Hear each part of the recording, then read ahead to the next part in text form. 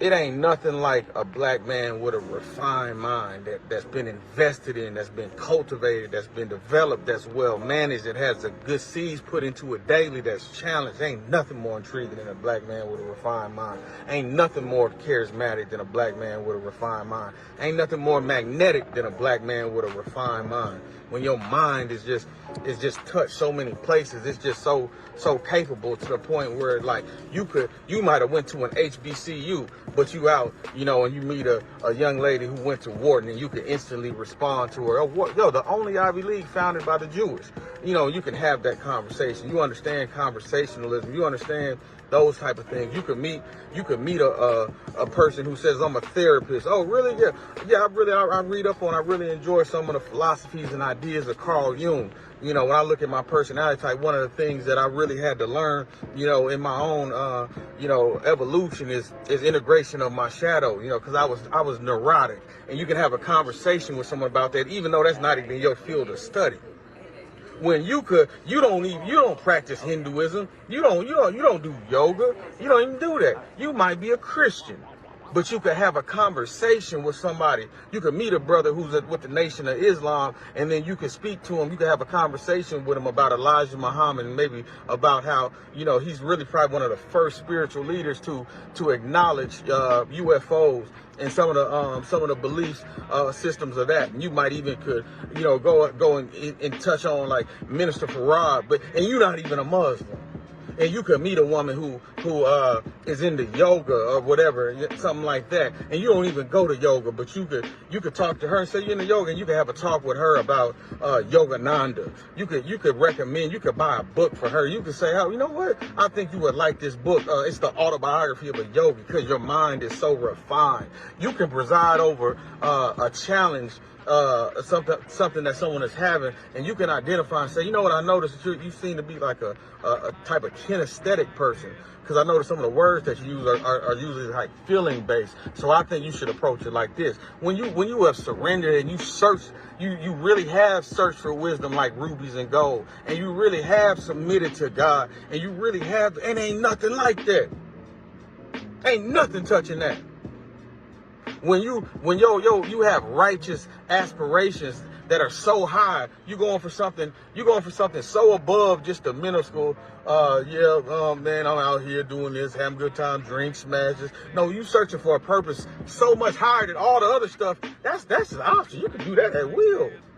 Cause you developing and you refining your mind. Ain't nothing like that. It ain't nothing like that. When you so well studied, when you constant every day you investing in that.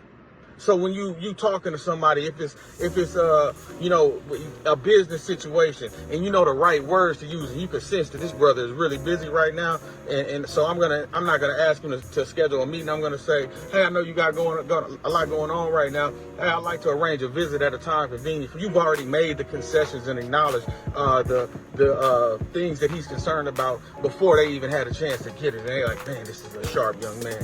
When you like a woman, right, and you think that this woman is attractive or something, but you studied attraction to the point where you're not limited to just, yeah, I think you're pretty, I think you're beautiful, I think you're that. You could sit up there and you could talk to this woman and you could tell her about, like, it's amazing, you're a very attractive woman, and when I look at you, I always like the woman with a big forehead. I know that sounds funny, but really it comes down to the bilateral symmetry. The bilateral symmetry is basically the number one thing that creates signs of attraction, and that's both genders. You can talk on levels because you got a refined mind. It ain't nothing like that.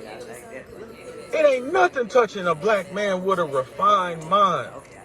When you can go and you can research a topic, you can get to the genesis, to the etymology of things. When you constantly are developing your ability to communicate and stuff, so you no longer rely on the simplistic ways. No, you understand the eloquence of language. So you look for ways to enhance your speech. So when you see somebody that at the gym, whether it's that brother who's working out every day, you get in there and he's there on the stair machine every day at 7. Every time you come in there, you see him 7 a.m. there, or you see that sister there. You don't just say, oh man, I see you on your grind. I see you be in here. No, you could say to them something like, your quotidian practice of starting 7 a.m. on the Stairmaster every day is impressive. You can speak a language that makes them be like, wow, this man, that's above being a street nigga. That's a man with an infinite mind. That's above being a gangster. That's above having clout. That's above that. You can solve a problem. You can go inside and you decide, hey, as you know what, it's time for me to get my body a little bit together. And you start getting up every morning, and you get up, you know what I'm saying, and baby next to you, she sleep. You don't even interrupt her, but you get up, you go running, and you doing that. You've been on it 3 days, 4 days, 5 days, and then the magnetism sets in. That 6th day, you coming from running, and she cooking breakfast. That 7th day, you coming from running, and she's watching her video, doing her thing. That 9th, that 12th day, you get up to run, and she's getting up to run with you, because that magnetism of the black man with the infinite mind has now set off. Now you're teaching. You don't even have to use words to teach. You can teach with just your actions, because you developed your mind. Ain't nothing touching a black man. Ain't nothing touching a black man with a refined mind.